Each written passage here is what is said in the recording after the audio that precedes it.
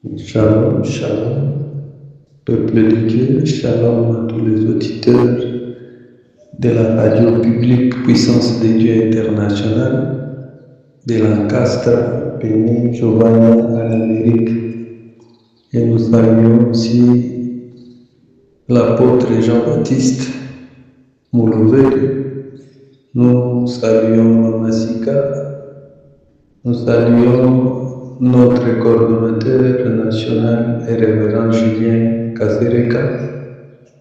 Nous saluons l'évangéliste David Findam et tous les autres serviteurs de Dieu qui passent à la radio publique Puissance de Dieu internationale.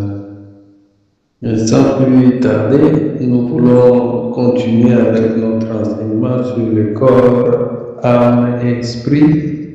Je pense que les premiers jours, nous avons parlé sur le corps, selon la mesure de la grâce que Dieu nous a faite.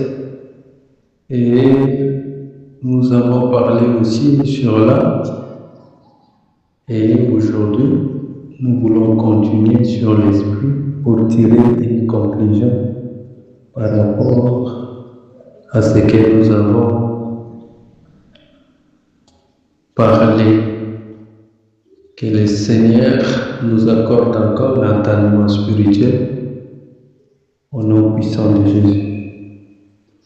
Père éternel, laisse que ta parole soit prêchée en esprit en vérité. Seigneur, accorde à ton peuple l'entendement spirituel.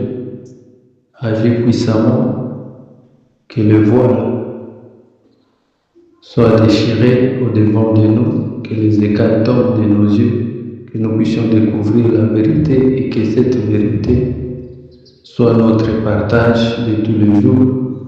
Bénis tout ton peuple au travers de cet enseignement.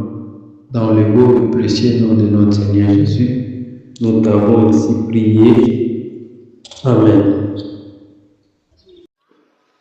Oui, bien-aimés, la vision tripartite de l'homme, divisant l'être en corps, âme et esprit, est une conception profonde que l'on retrouve dans de nombreuses traditions spirituelles et philosophiques, contrairement à l'âme qui gère nos émotions, notre intellect.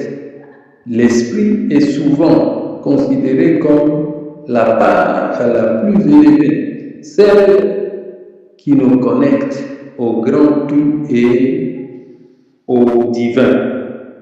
Voici maintenant comment nous pouvons gérer et cultiver cette dimension spirituelle au quotidien. Donc, nous sommes en train de parler de l'esprit de Dieu qui habite en nous, qui est aussi l'image de Dieu en nous. L'esprit, comment distinguons-nous l'esprit de l'âme?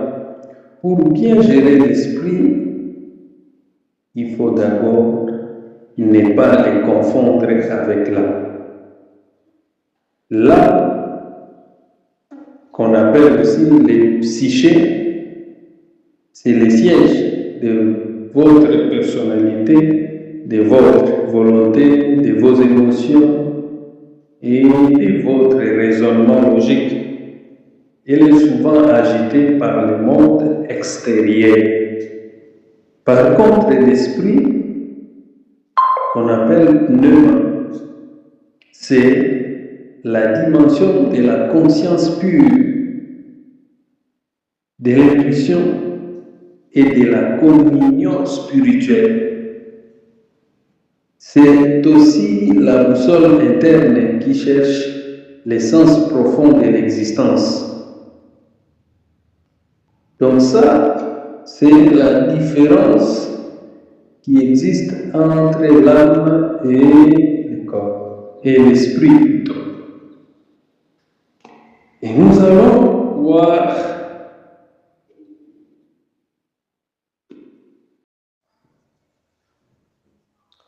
oui, bien-aimés, nous allons voir comment gérer l'esprit.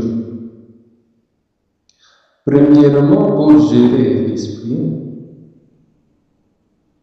il faut commencer par avoir une capacité de discerner ce qui vient de nos propres pensées, qui est là, et de ce qui vient de notre esprit régénéré en Jésus-Christ. La Bible nous dit une chose dans Hébreux 4, verset 12. La Bible nous dit comme ça, car la parole de Dieu est vivante et efficace, plus tranchante qu'une épée quelconque à deux tranchants, pénétrante jusqu'à partager âme et esprit, jointure et moelle. Elle juge les sentiments et les pensées du cœur.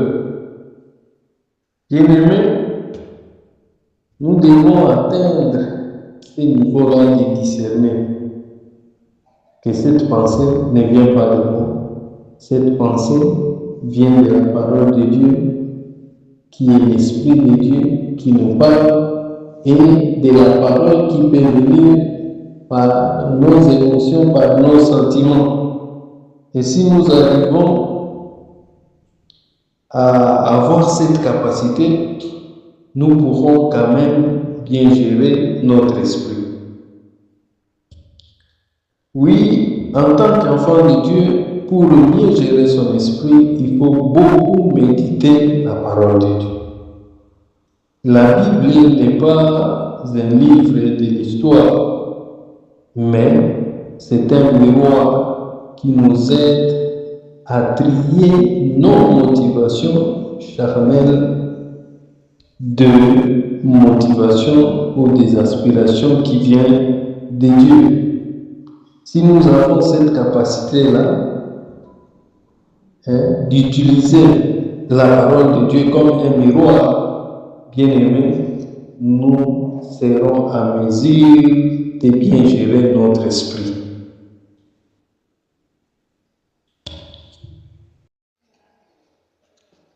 Oui, bien aimé, nous sommes toujours en train de continuer notre thème de la semaine, qui est le corps, l'âme et l'esprit. Donc nous sommes en train de parler sur la tripartite de l'homme. Et on a déjà parlé sur le corps. Et aujourd'hui, nous voulons parler sur l'âme. L'âme qui est le siège des décisions, le siège